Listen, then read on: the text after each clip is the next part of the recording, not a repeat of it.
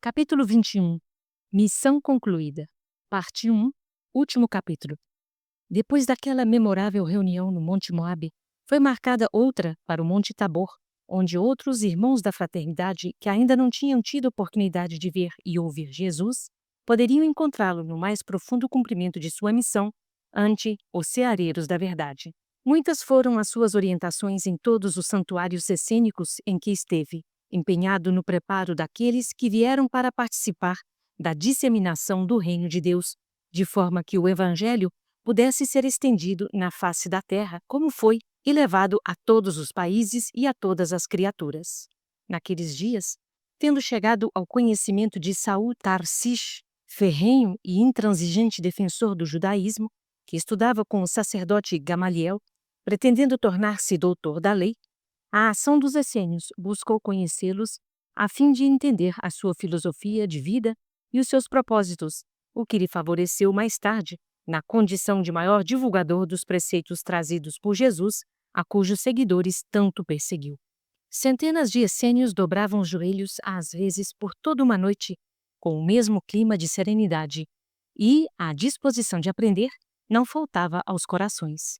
Cada qual assimilava da melhor forma as lições. Aqueles que ouviam Jesus já se dispunham a sair a campo, sempre no silêncio que os caracterizava, edificando o bem por onde passavam, amando onde quer que fossem, com a imagem dele vibrando na mente e no coração, para não errarem o caminho da redenção. João Batista, que também era essênio, saíra do santuário preparado para sua missão, pregando às margens do rio Jordão, conclamando o povo para o arrependimento de tudo aquilo que fizera errado. Homem de coragem e afoito nos seus afazeres espirituais, falava o que pensava e não escondia as verdades que deveriam ser anunciadas, a ponto de chamar a si a ira de Herodes. Ainda não conhecia Jesus quando este se fez batizar por ele no Rio Famoso. No encontro dos dois, concretizou-se o enunciado por profetas do passado. Ocorreu por vibrações de elevado teor espiritual a identificação entre eles, evidenciando-se as missões de que ambos estavam investidos. Mesmo assim, tamanha era a responsabilidade do missionário que mais tarde, já na prisão de Herodes, enviou até Jesus 2 de seus seguidores para conferir e confirmar se era realmente o Messias que haveria de vir.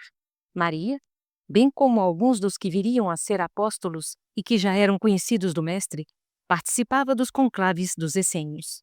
Quando terminavam os concílios nos santuários, os essênios faziam filas intermináveis para conversar com o Divino Mestre, que, sem cansaço, atendia a todos com a mesma tranquilidade e o mesmo amor, respondendo perguntas e orientando corações em todas as suas necessidades. Em um desses dias inesquecíveis, observou que Maria ansiava pela sua palavra e presença benfeitora. Quando seus olhos encontraram os de sua mãe, notou que estes estavam em lágrimas. Dir-se-ia que o coração chorava com a mais elevada emoção que um peito poderia suportar. O mestre levou a destra em seu ombro e ela ajoelhou-se a seus pés, sem palavras, mas, como o bom filho sempre conhece a mãe, disse com carinho e simplicidade: Mãe, queria eu estar ao teu lado, lembrando os dias em que era dono do teu colo e passando as mãos nos teus cabelos sedosos. Sempre peço ao Pai que está nos céus pela paz do teu coração, para que possas resistir aos dramas que educam e instruem, porque não viemos ao mundo para gozar as delícias na feição que os homens conhecem. Estamos na terra para dar o testemunho da existência de Deus, dos anjos e de nós mesmos, e de que a morte não existe dentro da eternidade. Confio em teu coração, por já teres sentido o que é o verdadeiro amor, aquele que desconhece barreiras e que ama a todas as criaturas sem distinção. Fez uma pequena pausa. Luzes irradiavam de todo o seu corpo, iluminando também Maria aos olhos espirituais. Jesus era como que um sol que nutria todas as pessoas que ali estavam esperando a sua vez. E o coração de Maria era um foco de claridades que somente os santos tinham condição de emitir.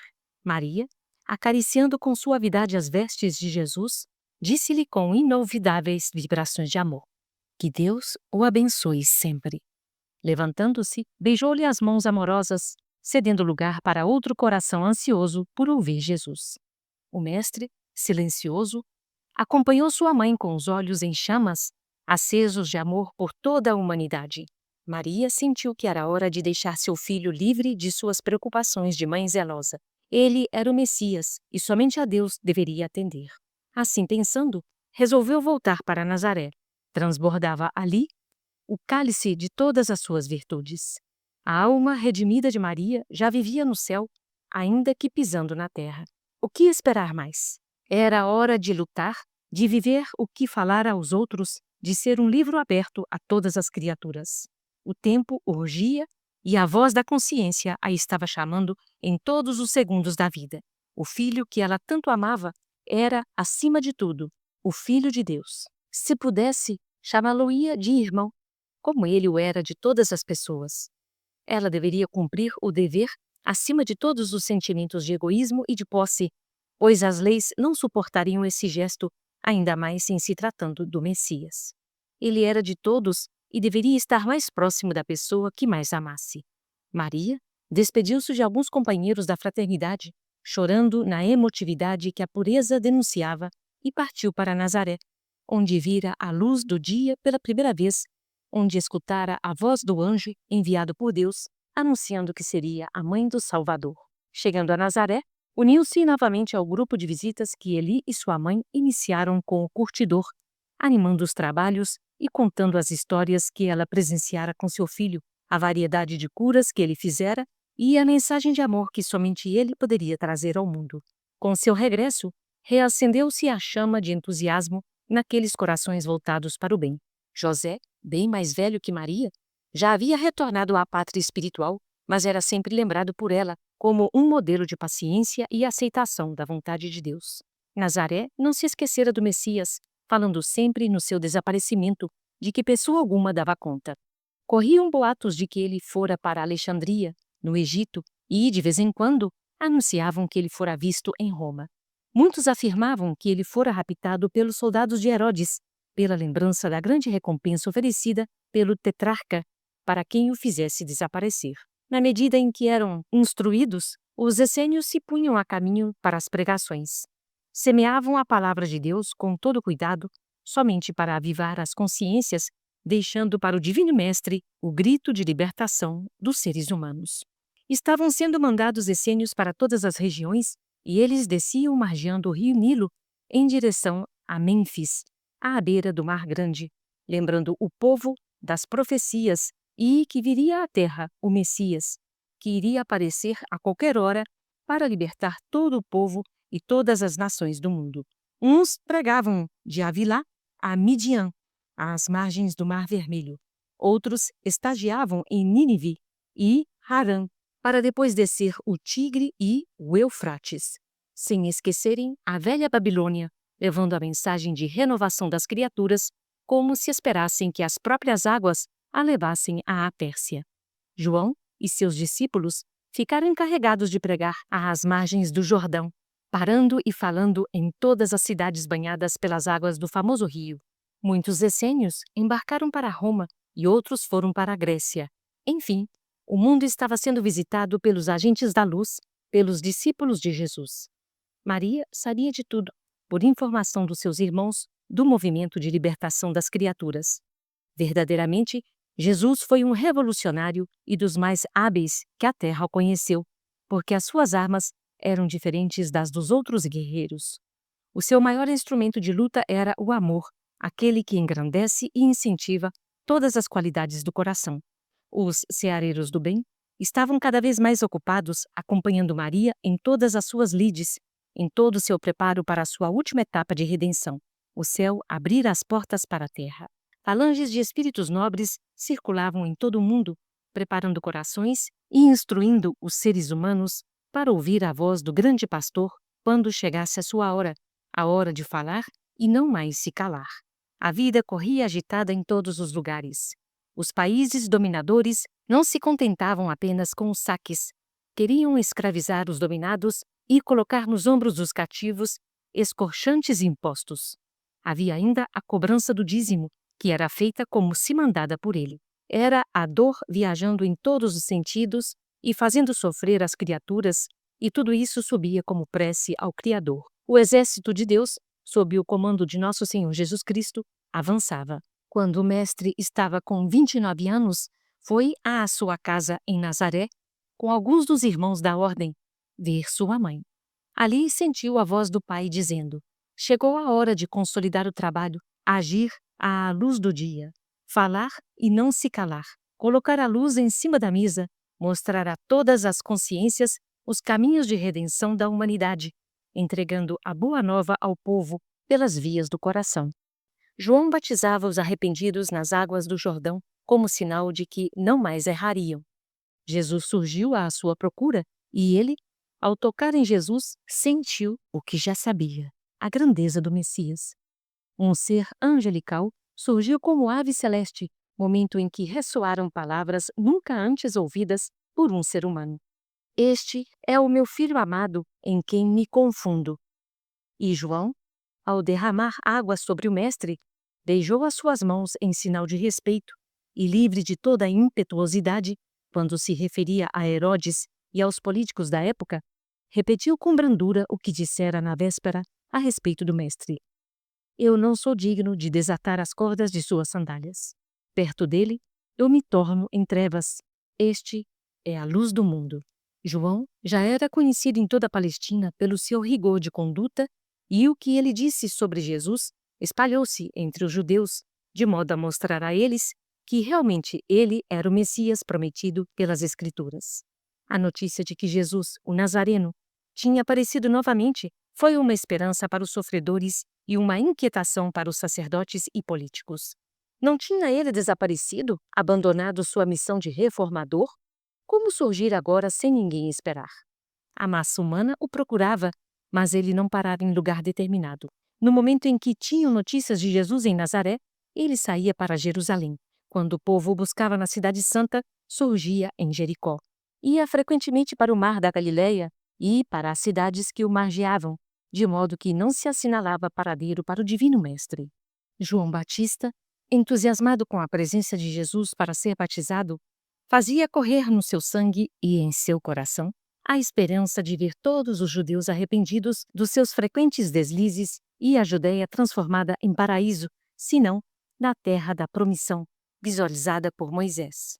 E foi nesta dinâmica de trabalho que não soube medir as palavras ao se referir aos sacerdotes e políticos, atacando-os diretamente na pessoa de Herodes e de sua mulher. Enfureceu-se com os sacerdotes organizados e homens de posse, exigindo uma reforma imediata de todas essas criaturas, e isso lhe custou a cabeça. Alguns dos seus discípulos enfileiraram-se para reagir contra o ato impudícuo da velha raposa, mas foram desbaratados pela águia romana, atenta aos seus interesses imediatos. Não podemos esquecer o respeito às autoridades constituídas. A violência, em tempo algum, é construtiva. Uma conversação com palavras temperadas a ninguém faz mal. Jesus, em casa, juntamente com sua mãe, enriqueceu o ambiente familiar e, como convidado, foi às bodas de Caná, onde iniciou a sua grandiosa missão de luz para a luz da terra e dos seres humanos. Maria, que o acompanhava como se estivesse no céu com os anjos, disse em certo momento para os servos da casa: fazei tudo quanto ele vos disser. E ali aconteceu a transformação da água em vinho, primeiro grande fenômeno em público na sua condição de Cristo de Deus. O acontecimento das bodas de Caná foi o primeiro marco do acoplamento do divino ao humano. Foi a luz despejada e transformada em vida para a humanidade. Foi o estalo de luz a despertar os que dormiam. A notícia correu como um raio por toda a Judéia e nos países vizinhos de que o Cristo estava operando milagres. A fé se transmutava em esperança para um povo sofredor. O Mestre arrebanhou discípulos e os preparou para a grande semeadura do amor, para que o Evangelho fosse conhecido em toda a terra e por todas as criaturas. Muitas escolas iniciáticas da época revoltaram-se com certas pregações em público. Desejavam esconder a luz para um punhado de homens eleitos. Somente os essênios conheciam que era chegada a hora de ser revelado o escondido, de o oculto ser entregue ao povo por amor aos semelhantes. Maria ficara recolhida em Nazaré, onde atendia a uma multidão que desejava saber a história do nascimento do Messias, e ela, no que podia, dava a conhecer a vida do seu filho amado. Depois, passou a trabalhar no apoio aos que sofriam de injustiça, de fome e do rigor do tempo. Sempre se fazia companhia dos desprezados da sociedade, principalmente dos leprosos que viviam nos vales, passando as maiores provações que se pode imaginar. Os homens da fraternidade essênica não se esqueciam dela e sempre havia um grupo deles em sua companhia, ajudando-a no exercício da caridade e do amor. Ela entregara sua vida totalmente ao bem da coletividade. Não teve mais preocupações com seu filho, pois sabia que ele era consciente de seus deveres. Meditava muito no que seria o melhor em seus passos.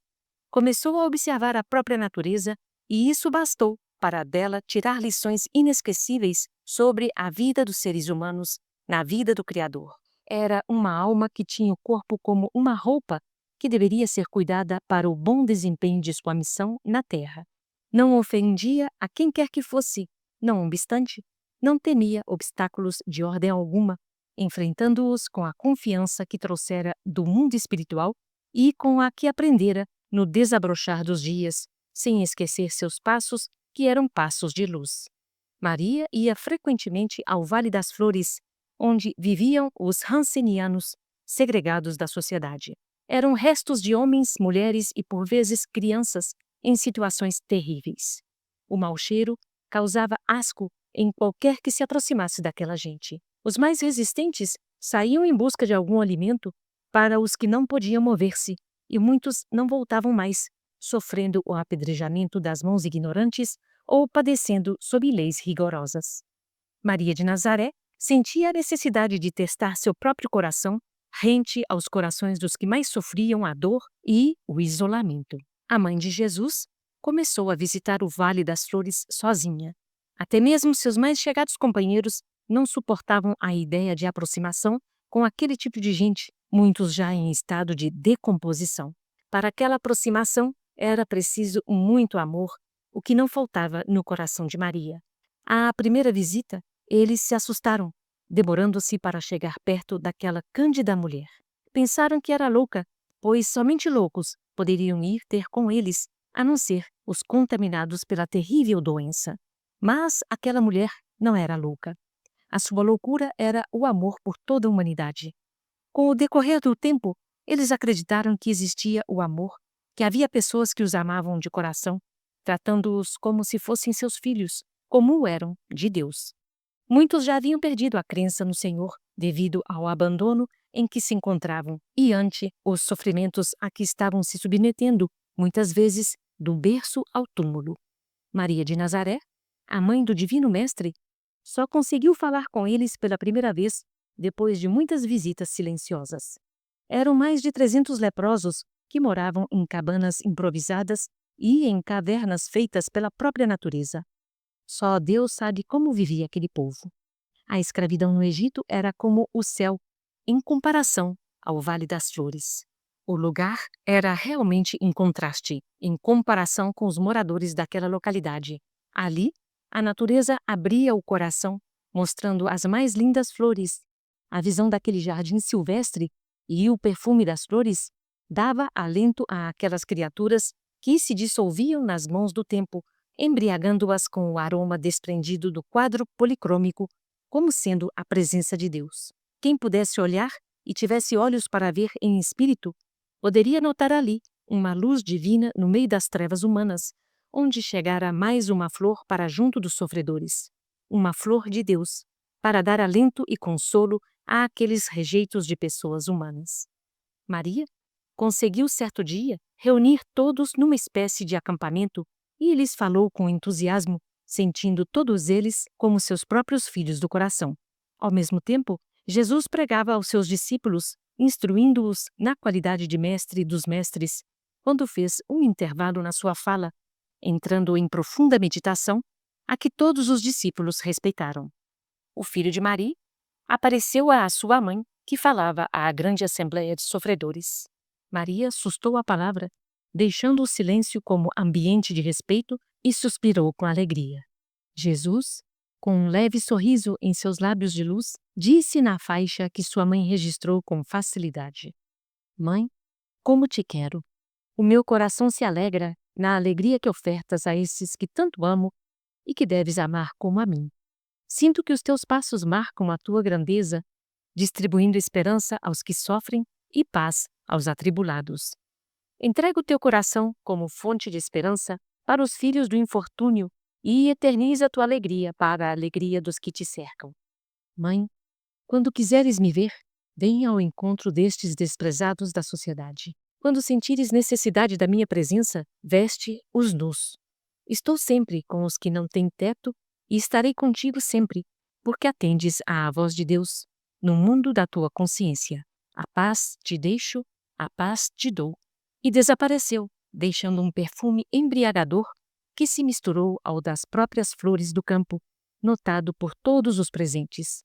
Maria de Nazaré saiu daquele estado de êxtase, deu um sorriso de satisfação e disse no silêncio da alma: graças a Deus. Estou verdadeiramente no céu, mesmo pisando na terra. Como se enganam os seres humanos, e principalmente os sacerdotes, buscando Deus e os anjos apenas nos templos suntuosos. Jesus tinha parado por instantes ante os seus discípulos e tornou a si, abençoando a todos que ali se encontravam.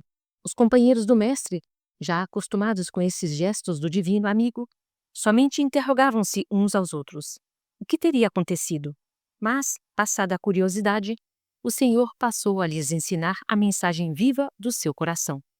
Maria de Nazaré, na sua beleza singular, apoiada em uma grande pedra, sentia-se assentada em cadeira preparada somente para os reis. O conforto se movia no espírito. À sua frente se encontravam em torno de 300 de leprosos ansiosos para ouvi-la. Todos tinham fome de amor e carência de paz. Eles, rejeitados pela sociedade, embora vivessem em comunidade, mais se toleravam mutuamente do que se amavam. Desconhecia o amor, aquele amor na sua expressão divina, de tudo dar sem pedir algo em troca. Maria consertou o corpo na volumosa pedra que servia de testemunha de sua condescendência, passou as mãos nos tecidos que a agasalhavam, e esse gesto fez-a lembrar-se de quando tinha 7 anos, quando, assentada em um tamborete à frente do rabino Azedamoá, respondera às suas perguntas enviadas pelo Templo de Jerusalém. Lembrou-se de seus pais, de Pai Muni, lembrou-se fortemente do anjo que lhe avisara da concepção do Messias e lembrou-se de Deus. Respirou uma atmosfera que o seu generoso coração reconheceu ser um ar diferente e, na verdade, o era. Os ceareiros do bem estavam ali, reunidos com a Mãe de Jesus, trabalhando em todos os aspectos de caridade para levar a aqueles corações a esperança nas coisas do Espírito, de outra vida em regiões espirituais. E Maria falou a todos eles, conduzida pelo coração. Meus filhos, não quero distância de vós. Se assim fosse, aqui eu não estaria. Porém, devo falar quem sou, para justificar a minha presença neste ambiente de Deus. Sou a Mãe de Jesus. Sou Maria de Nazaré. Houve um suspense em todas as criaturas que ali estavam reunidas. Todos já haviam tido notícias do Messias e dos seus feitos. Muitos deles tinham fugido, na calada da noite, para ver se encontravam o Salvador. Os que conseguiram nunca mais retornaram ao ambiente de tristeza e desprezo onde antes viviam, nem para dar uma palavra de consolo aos que ficaram. Tomaram um susto muito grande, renovando-lhes a esperança, ao ver a Mãe do Mestre frente a frente. Seria um socorro do céu? Por aquele meio, quem sabe se Jesus não viria até eles. Não sabiam que o Mestre já ali estivera, em corpo espiritual, abençoando-os através de sua querida mãe. Maria passou seus grandes olhos em todos e notou que muitos deles choravam, mas de alegria, nascendo em seus corações a esperança de algum dia ver, ou pelo menos, se possível, tocar as vestes do Salvador do mundo. A Mãe do Mestre, convicta, tocada pela luz do amor, falou novamente com carinho e confiança. Sou a Mãe de Jesus, mas sou mãe também de todos vós, na mais profunda expressão dos meus sentimentos. Este lugar em que vos encontrais é também o meu lar, porque sei que nele vou encontrar os filhos do meu carinho e aqueles que irão me compreender na posição de mãe do Messias prometido pelas Escrituras Sagradas. Quero vos dizer o que ouvi dele e tenho ouvido dos anjos. Eu quero vos transmitir o que aprendi na lida da própria natureza. Vós estáis afastados da sociedade humana, mas não da sociedade divina. para nos confortar os corações e vos ajudar a crer na bondade de Deus, existem entre vós anjos do Senhor, como enviados dele, em número 3 vezes maior do que o que representais. Compreendo as vossas necessidades e sinto o que deveis buscar. A vida não termina no túmulo. Foi para isso e para outras coisas que o Messias chegou ao mundo, para dizer e afirmar que a vida continua depois da morte do corpo.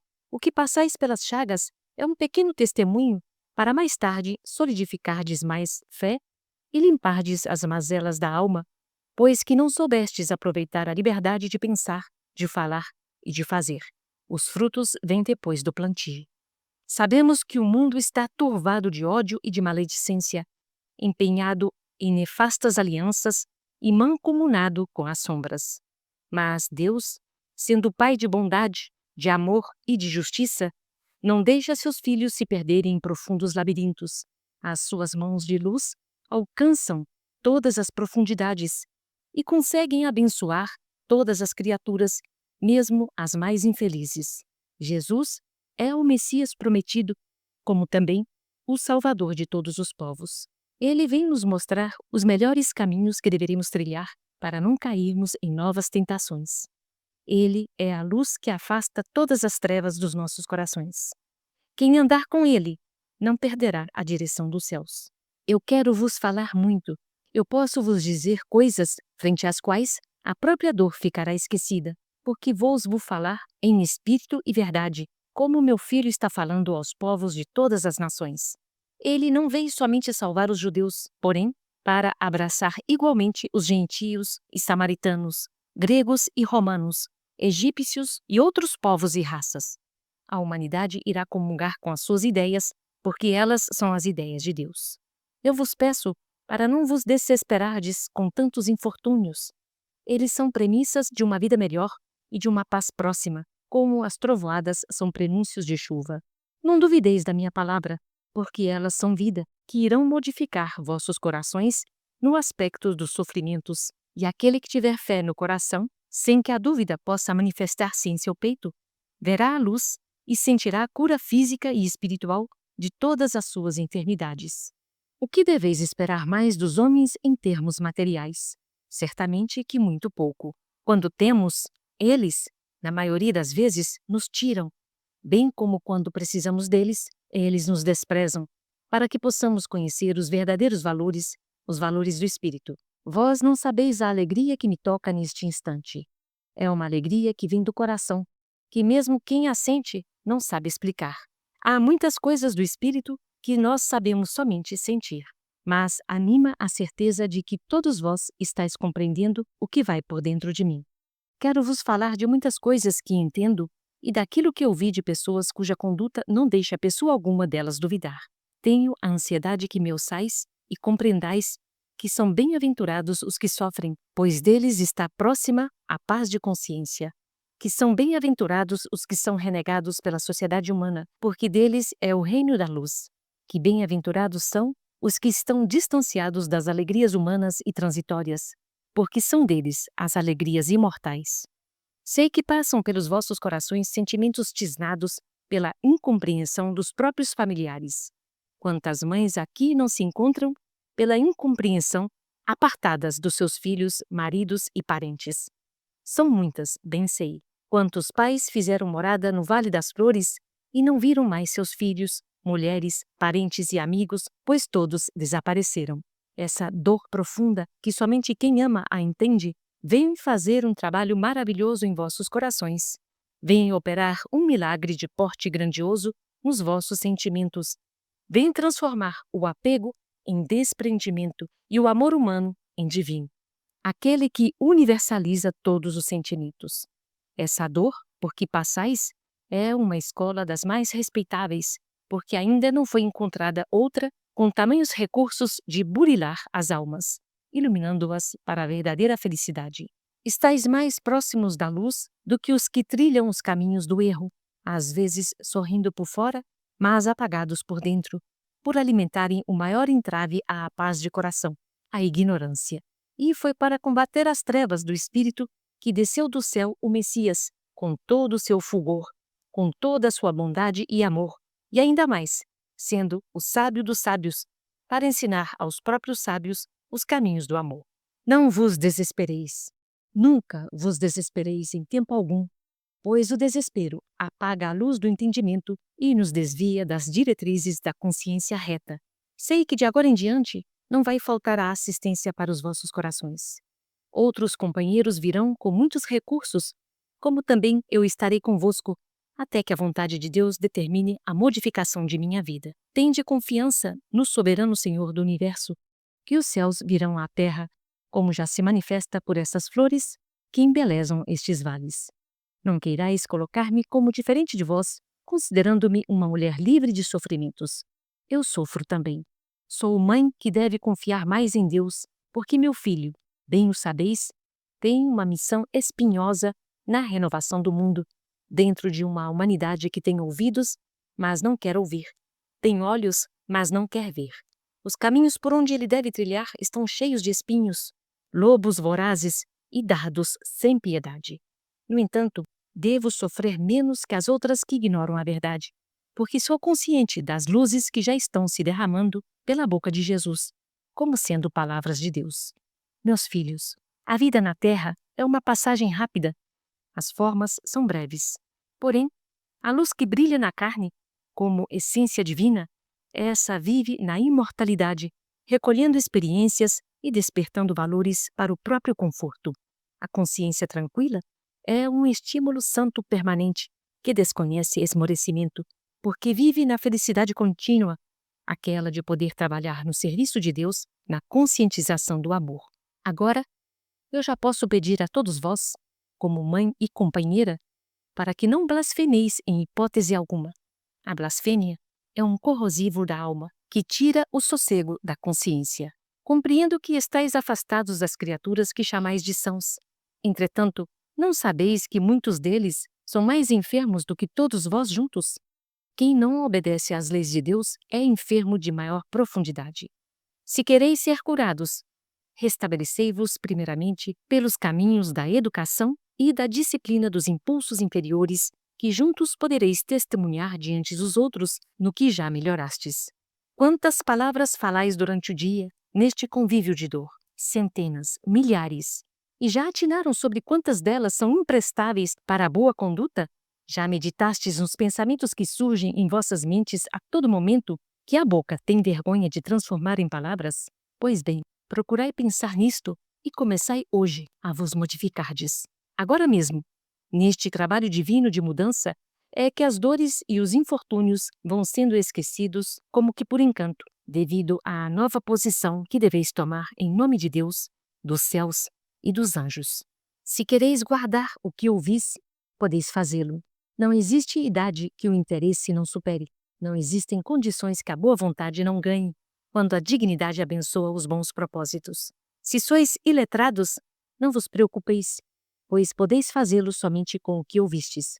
Ainda mais, existe uma força excelente que todos sabem usar, e se a quereis exercitar, é a oração. Ato divino que aprendemos desde criança e que, quando velhos, jamais deixamos de praticar. A prece nos conforta e coloca Deus com mais evidência dentro de nós. Vamos esquecer a dor. Não precisais estar no seio da sociedade judaica ou romana, grega ou egípcia, para desempenhardes um papel ante os semelhantes. Onde estiverdes, aí podeis trabalhar, viver e amar, como se estivesseis nos melhores lugares do mundo. Se sois portadores dessa doença que repugna os homens, como quereis forçá-los a aceitarem as vossas companhias? É, pois, uma espécie de violência da parte dos que sofrem. Se não quereis violência para vós, como quereis para eles? Vivei juntos aqui mesmo, até o dia em que Deus determinar que ele não deixa seus filhos na orfandade.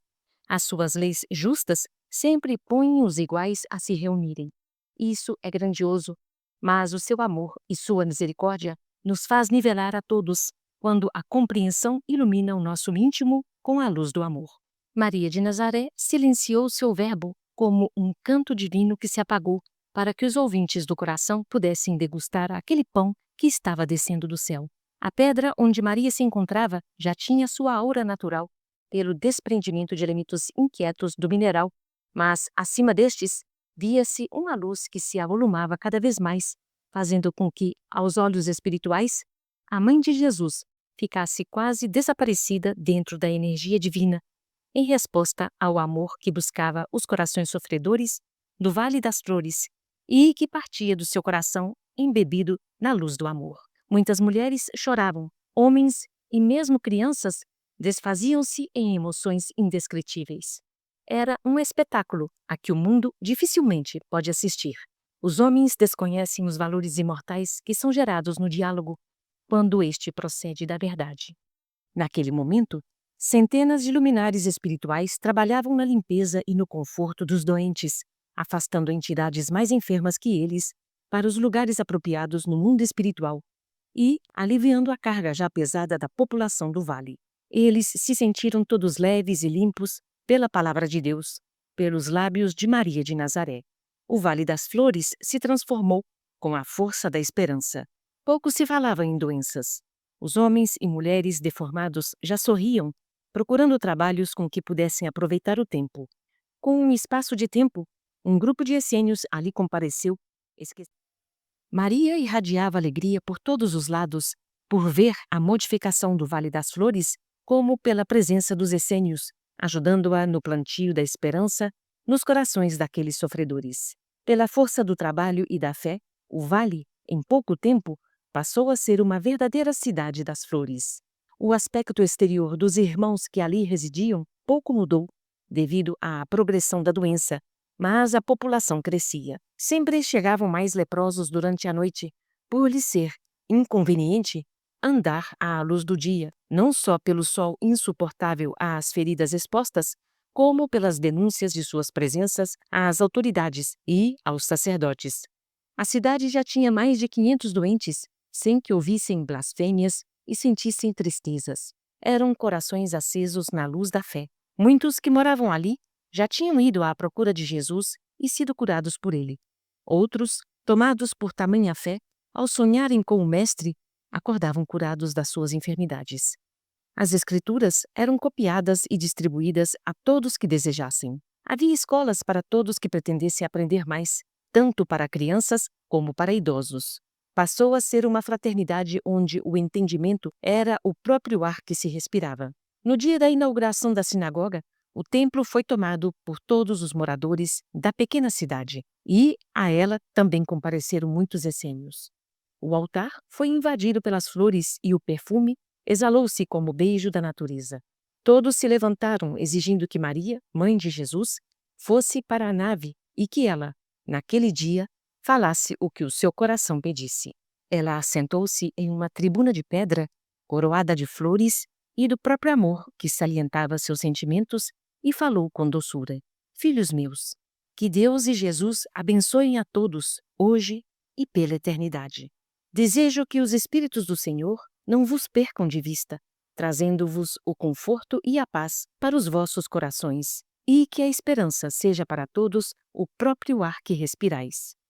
Nunca mais poderei esquecer este momento de gratidão para comigo, sendo que muito aprendi com todos os que aqui reunis, com todos os que alimentais por nós grande sinceridade. O amor é a nossa troca incessante de vida, e sinto que também vós jamais podereis vos esquecer destas horas e destes encontros com aqueles que também vos amam, os irmãos desta fraternidade, que vêm trabalhando no mundo em silêncio, com o desejo de que todos se tornem seres humanos melhores e nada mais. Todos sois meus filhos do coração, e não vos vejo doentes, mas cheios de amor interna e externamente. A capacidade de amar das criaturas faz desaparecer os infortúnios da vida e permitindo-lhes não mais sentirem enfermos, porque diante de Deus não existem doenças e o canal para a cura é a fé.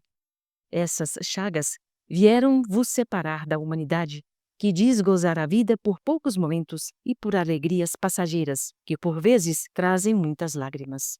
Mas, para nós que aqui estamos por amor a vós, não existem barreiras que possam nos impedir de abraçá-los com todo o nosso carinho e com a fraternidade que os céus nos ensinaram. Não rejeiteis o que Deus concedeu aos vossos corações como testemunho de fé. Lembrai-vos do patriarca Jó, que foi também tomado de chagas e das piores do mundo, e ainda mais, instigado à revolta contra Deus pelas forças invisíveis, e ele não desanimou, mantendo a confiança na suprema justiça e na misericórdia do Senhor. E quantos iguais a Jó não deram testemunhos da fé nos poderes da divindade? Sigamos os exemplos nobres dos próprios profetas que nunca pensam em si, mas no bem-estar da coletividade. Façamos deste vale um recanto de paz e uma fraternidade de amor de uns para com os outros. Deus já deu tudo com abundância, somente falta a nossa parte, e esta está por fazer. E ainda assim, o Senhor mandou o seu próprio Filho para nos ensinar a fazê-la. Com a sua presença, já entendemos o que deveríamos fazer para que a nossa consciência nos deixe tranquilos na grande arte de viver. Vejo muitos mutilados diante de mim. No entanto, a graça do Senhor protegeu vossas bocas para que pudessem falar. Aproveitai esse dom da fala e falai, mas aprendei a falar com o verbo de Deus a deslizar em vossos lábios. Se quereis aprender com mais dignidade, observai quem fala bem, na luz que o amor faz presente. Copiai sempre, mas copiai a boa palavra e a boa conduta, porque todo bem procede de Deus, que agora se manifesta pela presença do Cristo.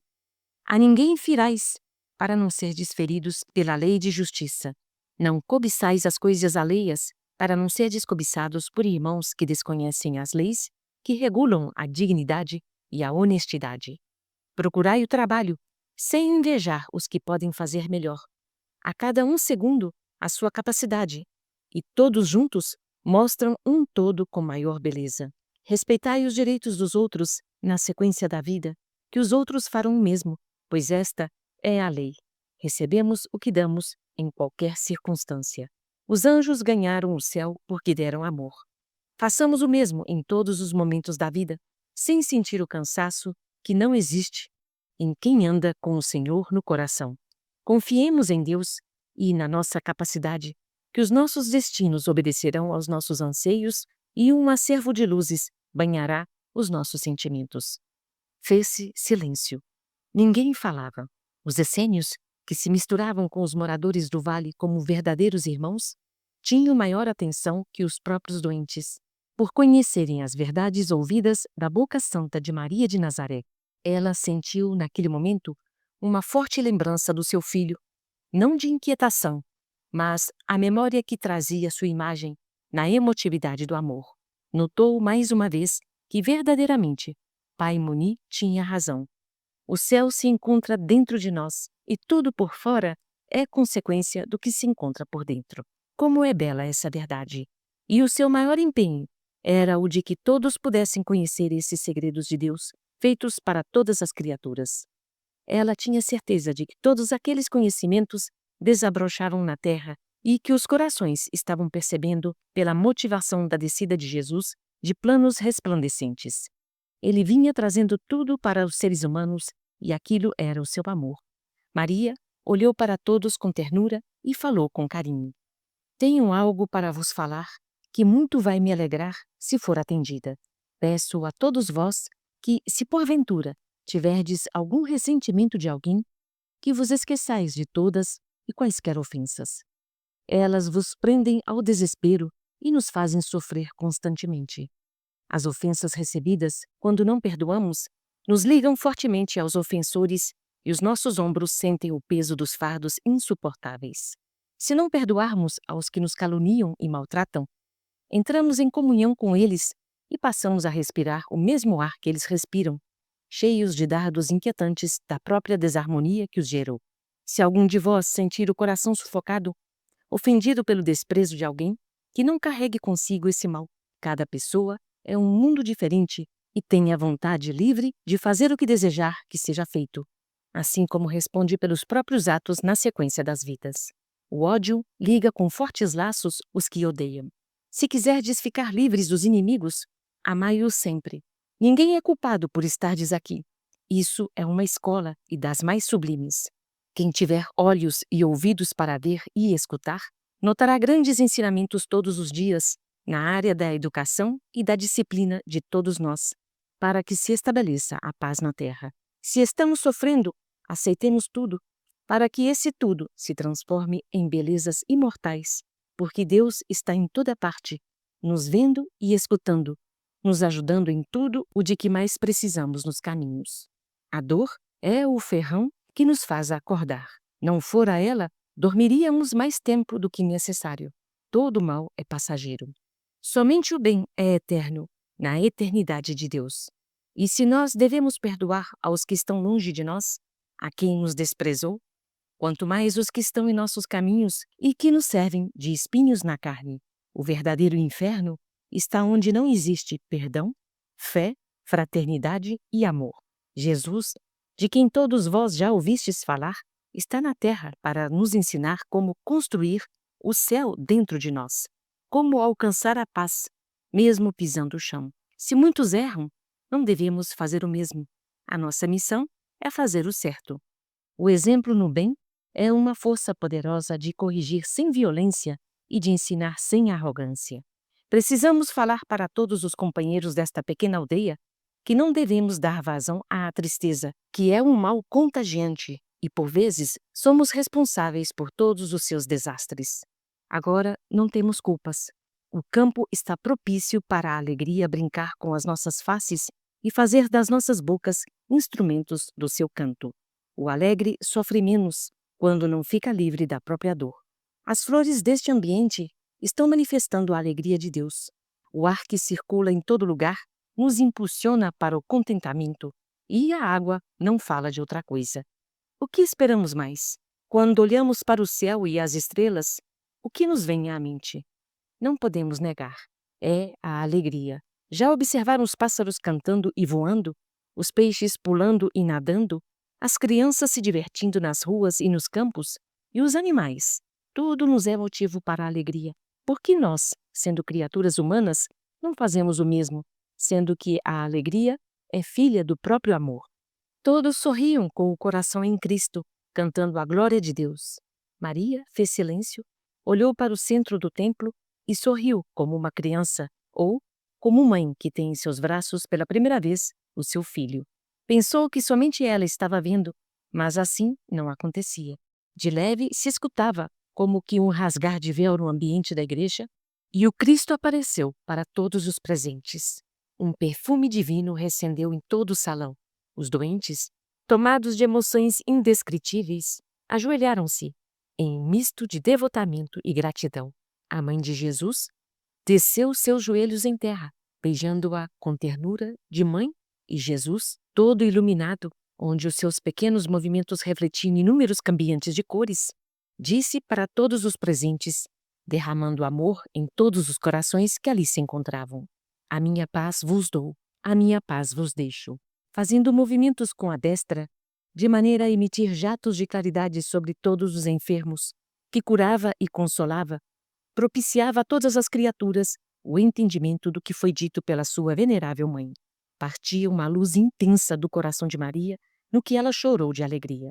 4 homens e 3 mulheres ficaram curados naquele instante e o mestre desapareceu, voltando ao corpo onde estava com seus discípulos. As emoções dos doentes e dos curados não se pode explicar. Houve muitos que pediram a Jesus para não serem curados, por compreenderem, ao contato com Maria, o valor da enfermidade e o que ela poderia fazer no despertar da própria vida. As roupas dos doentes ficaram impregnadas do perfume do divino amigo. Maria, no momento que Jesus aparecera na sinagoga das flores, notara a túnica que ela fizera para ele quando era pequeno e que brilhava como o sol. Tornou a chorar, mas de emoção, vinculada à mais profunda felicidade. A cidade das flores, como passou a ser chamada, estava cheia de esperanças. Muitos já não pensavam mais na doença, pensavam no futuro, no reino da luz. Maria, cheia de contentamento, cedendo à intuição que lhe segredou sobre outras veredas a percorrer, buscou os essênios e lhes entregou aquela tarefa grandiosa da convivência com aquele povo que tanto precisava ouvir a palavra de Deus. Certamente, tornaria a voltar, mas para despedir-se dos seus filhos do coração. Entretanto, confiava que seriam todos amparados pelos corações generosos dos homens da fraternidade, seus irmãos e seus companheiros no plantio do bem. E também pediria aos ceareiros do bem para ajudá-los e fecundá-los no amor a fim de não ficarem órfãos da bondade e do amor de Deus. Maria volta a Nazaré com o coração inundado de luz e já com saudades dos moradores da Cidade das Flores, mas uma força desconhecida a puxava para mais perto de seu filho. De vez em quando o encontrava, e as notícias eram muitas a seu respeito. Às vezes, ficava apreensiva quanto ao seu destino, mesmo pressentindo o que deveria acontecer. A volta de Jesus de Nazaré ao seio do povo, bem como as suas ideias, agitaram os sacerdotes e os políticos. Jerusalém fervilhava de criaturas de todas as procedências, para ouvi-lo e vê-lo, mas ele não tinha pouso certo. Era um verdadeiro andarilho de Deus, e por onde passava, pregava a renovação das pessoas. A boa nova era oferecida com alegria e entusiasmo para todos os que pudessem ouvi-lo. A esperança dos sofredores invadiu seus corações, acordando-os para a luz da verdade. Eram curados leprosos, erguidos paralíticos, e cegos enxergavam. Aflitos eram consolados, e os loucos obedeciam como cordeiros que vinham em busca do carinho do pastor. As notícias do Cristo, como o Messias prometido por todos os profetas, cruzavam todos os países e iam desde o Rio Jordão, do Monte Hermon na Síria, até o Mar Morto, nos confins da Judeia, onde transitava muita gente à procura do Senhor, por onde ele mais passava com seus discípulos, Jericó e Betânia. O Mar da Galileia era onde ele mais se demorava, em serviço intenso de propagação da verdade, curando enfermos e aliviando infortunados. A sua palavra era impregnada de harmonia tal que despertava em todos os corações que o ouviam a confiança no futuro depois da morte. Já havia-se passado 3 anos de pregação e de curas em todos os lugares por onde ele passava. Roma temia aquele homem pela sua força e pelos seus feitos, principalmente Herodes e Pilatos, que, mesmo inimigos, certamente juntariam as suas condições de perseguidores para eliminar o divino pastor, esquecendo eles que uma força maior, a vontade de Deus, o dirigia. Mas eles, sacerdotes e políticos, tramaram tanto que acabaram condenando o homem mais pacífico da terra, aquele que era a expressão divina do amor, tecendo-lhe uma coroa de espinhos, chegando a levá-lo ao extremo da morte na cruz. Na época, o rei Herodes Antipas governava a Galileia e, a Pérea e Pilatos, era governador direto dos romanos na Samaria e na Judeia, de forma que estava nas mãos dos dois a condenação ou a libertação do mestre. Mas eis que surge uma terceira força, a influência vigorosa dos sacerdotes, que compraram a peso de ouro e de tramas políticas a morte do Messias. O ambiente estava carregado, porque os fariseus antepunham-se à doutrina do Cristo, por esta combater os formalismos e a hipocrisia, e os saduceus combatiam os ensinamentos do mestre por causa dos seus interesses políticos e individuais, e, acima de tudo, do interesse comercial. Os escribas, quase todos, deturpavam os escritos dos pergaminhos por qualquer punhado de moedas, e a doutrina de Jesus alicerçava-se na sinceridade e no amor ao próximo, virtudes pouco praticadas por quase todas as facções religiosas, e o paganismo fazia parte do sincretismo nas religiões da época, notadamente na ação de profitentes do judaísmo.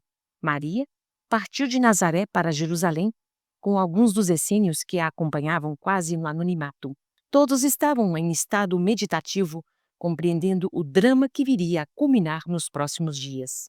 Ela conhecia o filho que tinha e sabia que ele daria a própria vida na confirmação da verdade e que não temia quaisquer afrontas religiosas ou políticas. Somente ouvia o Pai que se encontrava no céu e em seu coração. Centenas de essênios já se encontravam em Jerusalém, confiantes de que o Senhor fazia o melhor e que não precisava de intervenções humanas. Ele conhecia os seus caminhos e sabia dar os seus passos na senda da verdade. Todos oravam. A chegada de Maria foi uma grande alegria para todos. No entanto, marcava profunda tristeza por saberem que era o fim da presença do Rei dos Judeus na terra, que para eles era o pastor de toda a humanidade. A notícia de que Jesus, filho de Maria, fora condenado pelo medo de Herodes Antipas, e pela covardia de Pôncio Pilatos, correu como um raio. Israel e Roma, mesmo inimizadas, deram-se as mãos sob a influência do apego aos bens terrenos e postos políticos. Temeram as perseguições e fecharam os olhos para não reconhecerem as verdades que aquele moço dizia às claras, sem compromisso algum com os farsantes do mundo, sacerdotes e políticos. A cidade estava agitada. Jerusalém era um formigueiro humano. A massa estava em estado de cólera. Alguns poucos, aqui e ali, oravam, pedindo a Deus que fizesse a sua vontade e não a deles, que pediam em preces. O mundo espiritual descia em massa, nunca antes presenciada em lugar algum na terra. Dir-se-ia que todos os anjos desceram dos planos divinos para o humano, a fim de assistirem ao maior drama da sua história, o testemunho de um avatar que, como uma fonte divina, provocou a maior concentração de energias do planeta para alimentar seus filhos do coração, quase todos revoltados contra a luz. No entanto, o amor, como ele atingiu, perdoa sem condições e recolhe a todos no seu abraço de luz, acolhendo toda a terra em seu peito de pai. Jerusalém, antes com um céu límpido, começou a escurecer. Nuvens negras volatizavam-se nos espaços e grandes gotas de chuva esparziam-se em toda a Palestina. Dir-se-ia que era o céu chorando. A alegria fugiu de todas as feições que se encontravam nas ruas e nos campos. Os dois chefes de Estado, rei e governador, se encontravam estendidos em luxuosos triclínios, sendo servidos de vinhos e passas, figos secos e aves assadas. Parecia que combinaram as posturas e os requintes, procurando aliviar as consciências. Todavia, enganaram-se, posto que a inquietação já denunciava as fogueiras acesas em suas cabeças, cujas labaredas atingiam seus corações. A lei de Deus é justa, tanto atingindo párias como reis, desde que estejam no mesmo nível de procedimentos. Enfileiraram-se pessoas nas ruas de Jerusalém. Era de se notar, e a impressão fazia crer, que o sol não quisera iluminar a terra naquele dia. Seus raios eram tristes, sua luz frouxa e o próprio ar sufocante. O Filho do Homem, como ele se denominava com relação à sua missão, carregando uma pesada cruz nos ombros, de momento a momento olhava para os acompanhantes, divisando alguns dos seus discípulos. Parava a vista neles, e estes derramavam-se em prantos, sufocando emoções. Não podiam reagir, não podiam defender seu mestre. Por isso é que ali não estavam todos. Uma parte deles talvez não suportasse, mesmo com a evolução alcançada, ver aquele drama que alguns contemplavam. Jesus, de passos lentos, avançava, caindo seguidamente. Escapou do corpo por segundos e aproximou-se dos discípulos ali presentes, a caminho do Gólgota, abraçando a todos e dizendo com brandura, na linha da consciência dos discípulos: Meus amados, não choreis por mim, chorai por vós mesmos. Nós temos de dar o testemunho de capacidade espiritual na missão que viemos realizar entre os seres humanos. Não sentimos maldade neles, observamos ignorância, porquanto eles estão começando na escola da vida. Eu vos deixarei para amá-los, e se porventura eles vos pedirem a vida, fazei qual estou fazendo, porque morto é o que fica. Quem parte para o além, vive mais, e pode voltar para melhor servir. Confiai em Deus e em mim, porque eu sou a paz, eu sou a vida, eu sou o caminho e a verdade. Se quereis me seguir, pegai as vossas cruzes e acompanhai os meus passos, que sereis livres e entrareis no reino da glória. Retornou, segurou melhor o braço da cruz, cambaleou e seguiu avante. As farpas do azorrague romano cortavam a sua carne na condição humana. No entanto, destampavam jatos de luz em todo o seu corpo, como Cristo divino. Todos os discípulos ouviram a fala de Jesus na subida do Calvário fora do corpo para consolá-los. Falanges de espíritos iluminados acompanhavam o cortejo, esperando a explosão de luz no topo do Gólgota. Não é conveniente descrever todo o drama da subida, pois que já se falou muito sobre isso e os leitores já conhecem os passos do Divino Mestre. Somente nos lembraremos, neste momento, de Maria, que também subia, cabeça envolta em fino xale, a assistir também à despedida do seu filho, ela e mais algumas mulheres que não a deixavam. À frente, e por vezes atrás, João, o apóstolo do amor, derramava sobre ela o carinho e a dedicação como se fosse filho das suas entranhas. Lágrimas corriam em sua face e o mestre não se esquecia de sua mãe, olhando para ela com aquela ternura de filho e aquele gesto de amor, como um mestre incomparável. Como fez com os discípulos que o acompanharam no último adeus, saiu por instantes do corpo, abraçando sua estimada mãe com todo o seu afeto, dizendo, na presença dos espíritos, os vigilantes de Deus: Mãe, deixa que façam a vontade de Deus. Ele sabe o que deve ser feito. Cumpre-nos obedecer à sua magnânima disposição para conosco. Estou indo. Irei nos braços da cruz como vencido para os homens, mas vencedor para meu Pai que está nos céus. Beijou em espírito as faces de sua mãe em prantos e retornou ao corpo, que já dominava na subida. Maria escutou perfeitamente o que seu filho falara e disse para João, que não tirava os olhos dos seus, animando-a no transe doloroso: João, meu filho, nunca pensei que este testemunho fosse tão amargo assim. Que Deus nos ajude a suportar o que não pode ser mudado. João, o evangelista, apoiou em seu braço com a ternura de filho compadecido e lhe murmurou ao ouvido: És a mãe do Mestre que sobe com o peso da cruz. Esse madeiro simboliza o mundo em seus ombros. Compete a nós outros carregarmos a nossa cruz e contar com ele a nos ajudar, porque mesmo sendo ela menor, sem a sua ajuda, a deixaremos em caminho. Eu estou aqui para te animar e te ajudar a subir também. No entanto, sem a tua ajuda para o meu coração, confesso que nada serei, para somente contemplar os testemunhos do Cristo.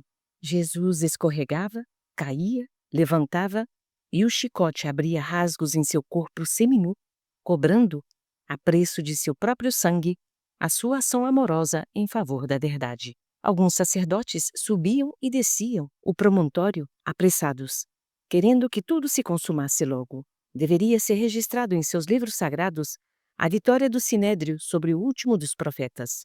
Abre aspas, era o único país no mundo onde os profetas desrespeitavam o manejar das leis e interpretavam os textos sagrados contra as autoridades eclesiásticas constituídas. Fecham aspas. Assim pensavam eles, já mostrando desespero nas consciências. Os príncipes do conselho dos sacerdotes regalavam-se no vinho puro, saboreando quitutes embebidos na mostarda e cantando hosanas ao Deus sanguinário, que sempre exigia sangue de bois, carneiros e aves para deixar os judeus em paz. E o Deus de Jesus, o Supremo Senhor de todo o universo, falava-lhes dentro do coração: se alguém te bater em uma face, dá a outra. Se tirarem a capa, oferta-lhes a túnica. Se te retalharem a carne, favorece-lhes também a vida, e sempre perdoa-lhes, porque não sabem o que fazem. E Jesus, como todos sabem, é estirado em uma cruz, de braços abertos, entre dois ladrões, um que demonstrou bondade e outro que perseverara no mal.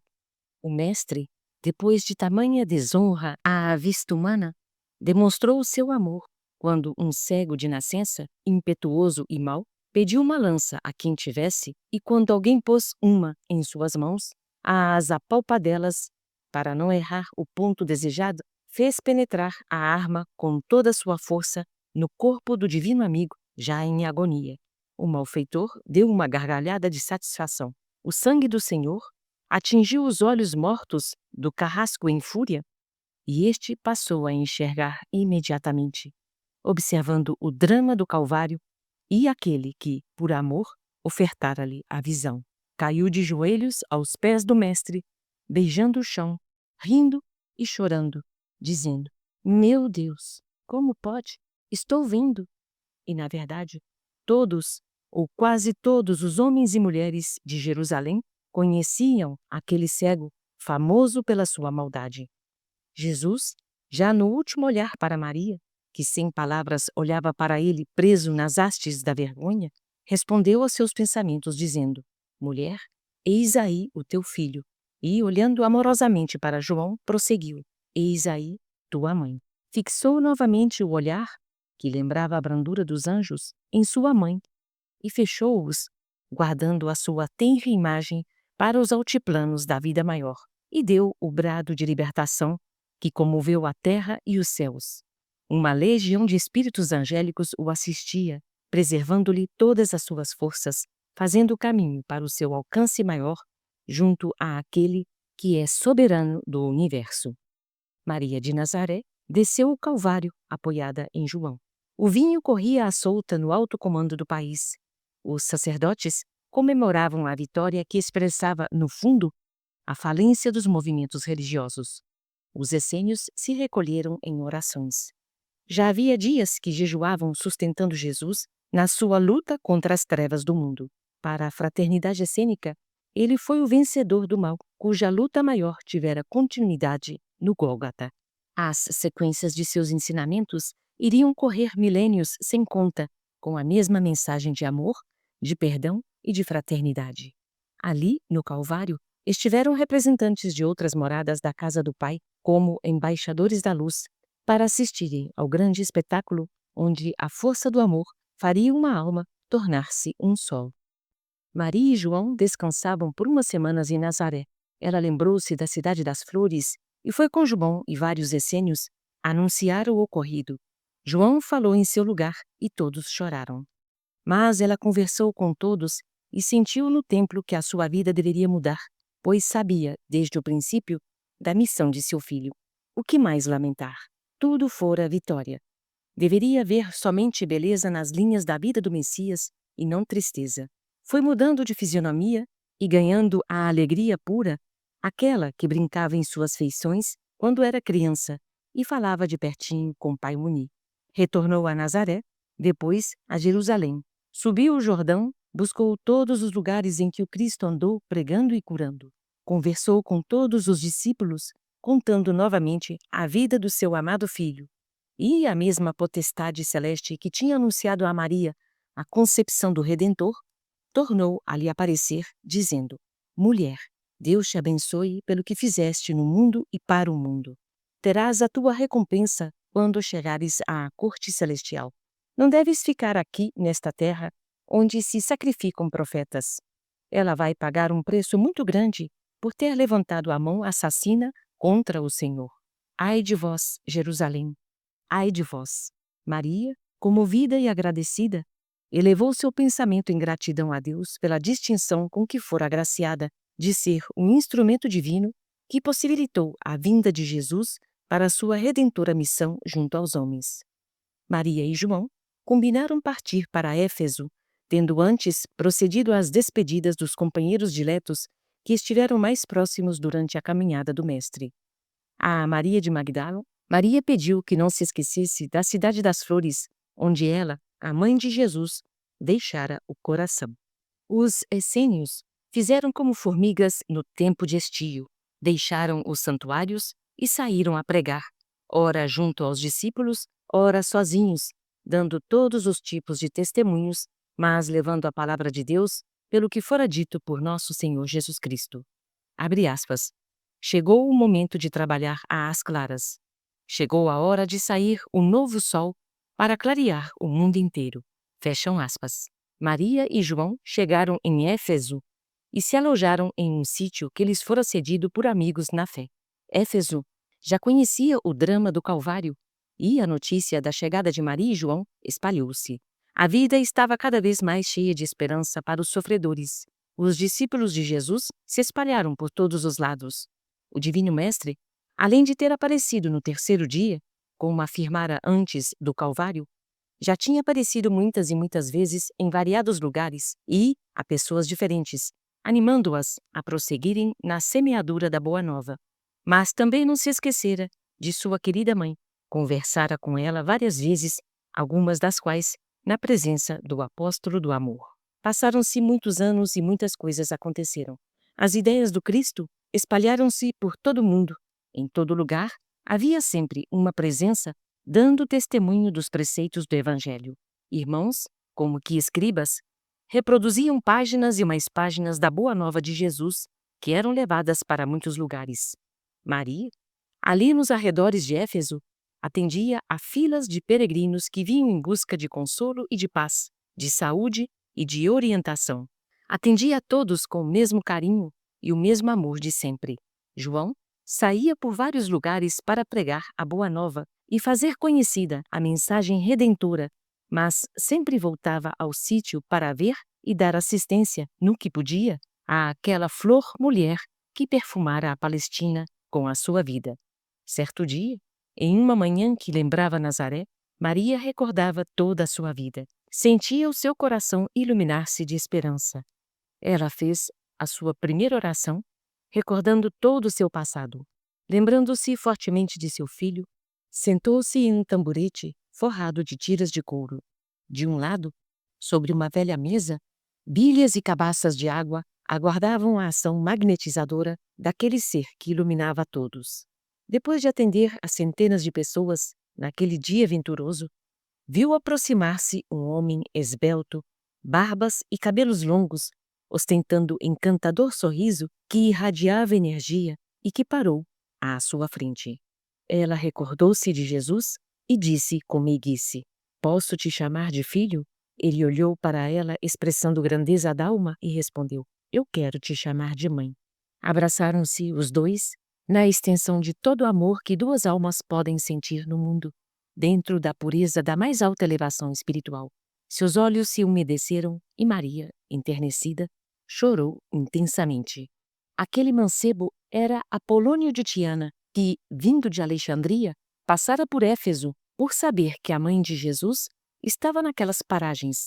Foi sentir a alegria de vê-la e abraçá-la com todo o seu carinho e amor que concebia no coração. No momento em que abraçou Maria, sentiu que algo de diferente se espalhara em seu ser.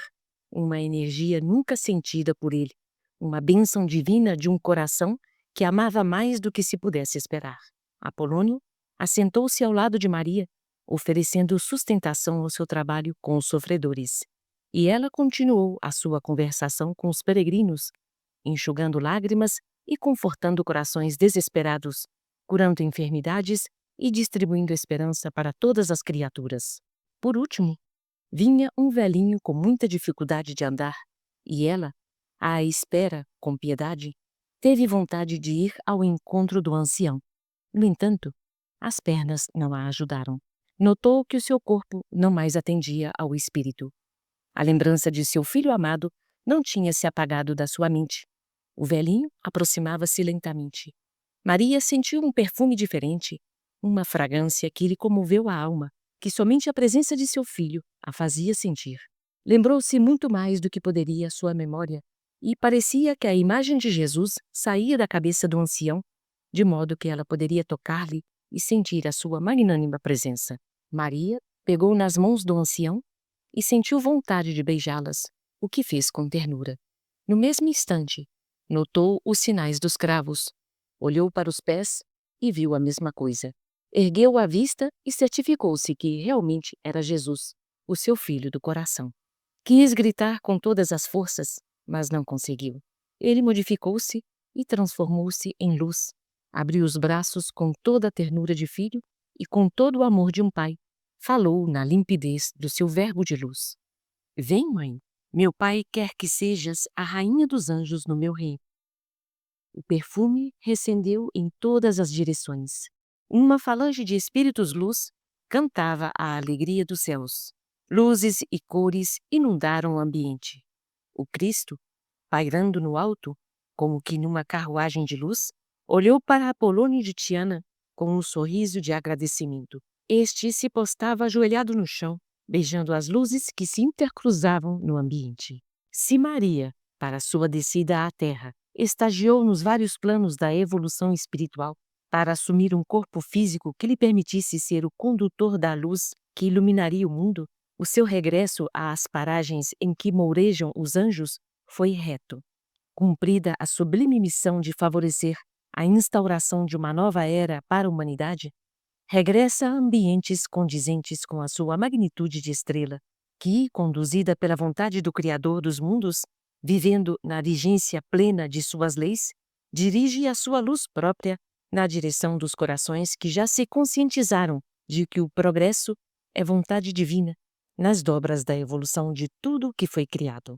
Se, para melhor cumprir o mandato divino que lhe fora outorgado pelo Senhor da Vida, solicitou aos planejadores da sublime missão a anulação de todos os títulos de nobreza espiritual que conquistara em multimilenar campanha, no que foi atendida, na retomada ascensional do trajeto de volta, os foi recolhendo, sendo acrescentado ao seu rico acervo espiritual mais um título grafado em letras de luz, concedido por Deus e entregue pelas mãos iluminadas daquele a quem ela favorecera com a sua aquiescência e com a humildade que caracteriza os grandes espíritos.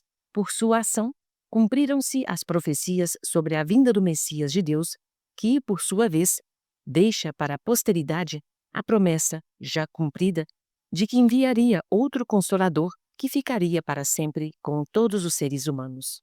Hoje, passados mais de 2000 anos, é que começamos a entender a importante ação deste espírito luminar que se chamou Maria, a quem a nossa pequenez espiritual convencionou chamar de Mãe Santíssima e que, piedosamente, aceitou o título, favorecendo-nos ainda com a sua presença maternal junto aos aflitos que, inconformados com a indigência espiritual em que se identificam, buscam o consolo que lhes favoreça a evolução.